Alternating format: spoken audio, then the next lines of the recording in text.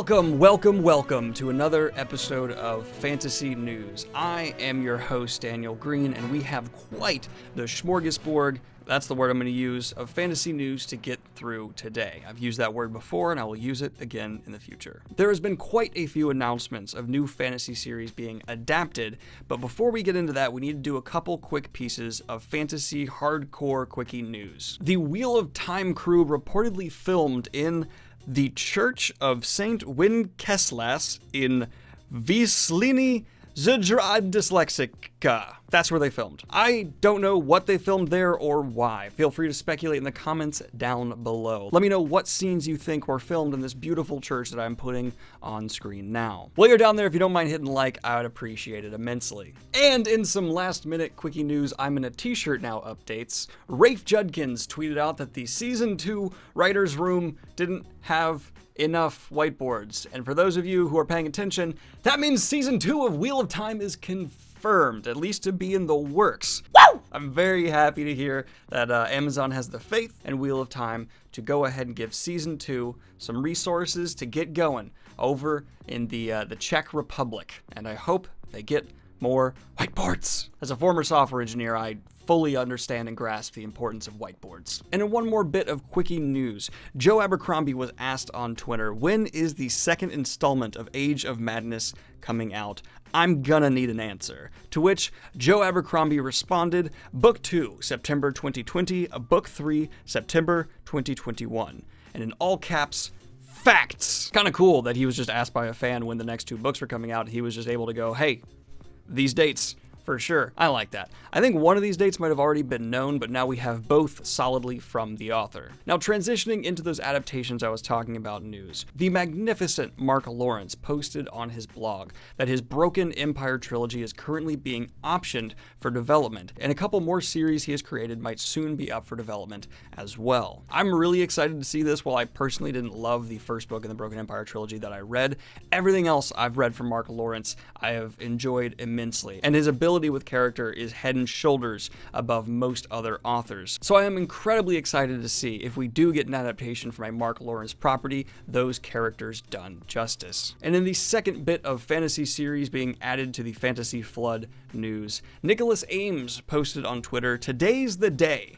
I'm finally allowed to say that I sold the film/TV rights for the band. To who is still a secret.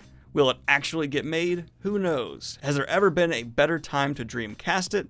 Never." And then posted a bunch of dream castings for characters in his series. This I'm excited for because 1, I do plan on reading the band early next year, and 2, it is just nice to see fantasy authors who make good stories be getting the respect and possible adaptions of their stories I do think they deserve. Mark Lawrence, I can personally say, yes, his books are incredibly adaptable, and hopefully next year, once I get through the band, I will be able to say the same for Nicholas Ames and also announce to you here in Fantasy News who exactly will be bringing this show to us. Assuming it's a show. He did specifically say TV/movie. We also had Christopher Paolini, the author of The Inheritance Cycle, get rather cryptic with us on Twitter, posting this tweet, which no one seems to know exactly what it means, if it's 6 days or part of a title or what's happening. But Christopher Paolini, author of The Inheritance Cycle, is making moves. I think this tweet I found sums it up the best. I'm excited. I don't know why. And in one more bit of adaptation news, HBO Max is reported to develop a series based on point horror. Not familiar with this, but apparently a lot of people are excited about it, so I'm happy to bring you the news. And in some of my favorite fantasy news to talk about, new cover news, The Witcher series, rather predictably, is announcing a new set of covers to go along with the release of the new Witcher show. I'm very happy to say they did not go with just stills of actors standing and staring awkwardly, as live-action adaptation cover releases that go alongside with them often do. No, they're going with a minimalist design that is pulling a symbol that they have been using for the marketing of the upcoming TV show. And I honestly think these might be some of the best Witcher covers we've gotten. They're simplistic, they absolutely are identifiable, and with the previous Witcher covers being good to fair, these are in contention for being the best, at least in my opinion. And in the final bit of Witcher news we're going to cover here today, Season 2 of The Witcher show has been confirmed to be coming down the road. And transitioning to other Season 2 news, Carnival Row Season 2 has begun filming, and the Twitter account officially associated with the franchise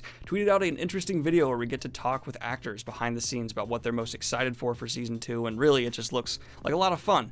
While I didn't necessarily love Season 1, I'm definitely going to give Season 2 a try. And now let's have 3 quick Disney-related stories that we're going to get out of the way. We got a look at the upcoming Marvel What If animated show. There are these concept art storyboards that are pretty neat. And for those of you unaware, this What If show that will be on Disney Plus, of course, is going to look at the live-action MCU universe and basically just ask, hey, what if this? And do alternative timelines / take on events that happen within the MCU. And in the second bit of Disney news we're going to cover here today, Disney Plus's launch was a smash success. In the first day of being active, Disney Plus passed 10 million subscribers. That is an incredible amount. And to top off the Disney news for the day, a Black Widow poster was posted online. It is officially the release of the poster, which was previously shown at a convention, but it looks pretty good. I'm excited for this. I hope the Black Widow movie is able to go in directions that the MCU has not been able to go into before. And now let's transition to the I'm slightly confused news. The official Harry Potter fan club has announced and released a subscription service, which I didn't know fan clubs could do that. Is that a thing? I have no idea. Okay. The subscription service will deliver those who sign up for it exclusive Harry Potter related content, and I'm absolutely 100% sure that the official fan club did have to do all kinds of agreements and signings with the official actual Harry Potter owning people to be able to do this. It's just odd to me, the idea of paying a fan club to have exclusive things delivered to you that are not actually from necessarily the actual owners of the Harry Potter franchise. Or maybe they are indirectly. I just don't know why the fan club seems to be acting as a middleman, if that's what it is. This is just weird. I'm not a big enough Harry Potter fan to sign up for it, so moving on. This is odd. And we're going to end fantasy news here today on 2 pieces of video game news. The sequel to Breath of the Wild is rumored to be released in 2020, though this is being based off the idea that that is when Nintendo is shooting for. So if that's just where they're shooting for, at this stage in development, it's by no means guaranteed, and I would actually believe it's a safer bet to say early 2021. Video game releases are often delayed. And unlike the next bit of video game news we're talking about here today, I doubt Nintendo is going to deliver a half-baked product to its fans. They like to be thorough. And in that half-baked video game news, the upcoming Pokémon Sword and Shield had a post on Reddit deep dive into everything that is currently broken, disappointing, clearly below the bar in terms of standards about the upcoming game at release. This post was able to demonstrably prove that Game Freak, the company behind Sword and Shield, is cutting corners to the point where there is going to be features not in this 2019 video game release that were in a Pokemon game 15 years ago in terms of properly scaling the Pokemon, animating their moves correctly. Also, aside from that, the game is just broken in a few ways, it seems, at least in streams where the game has been viewed.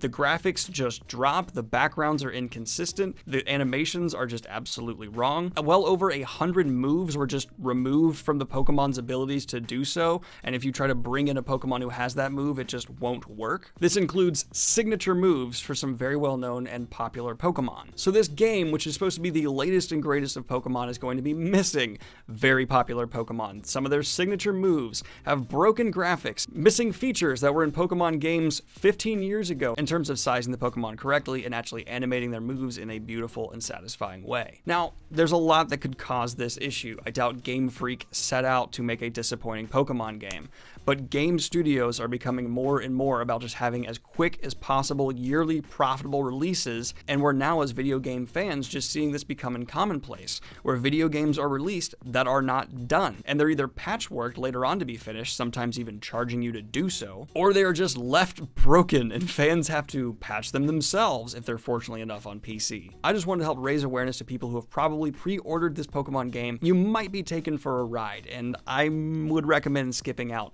on this generation personally. This has been your latest episode of Fantasy News. Like and subscribe if you have not already. Hit the Patreon if you want to support what I do here. And have a good one, y'all. Peace!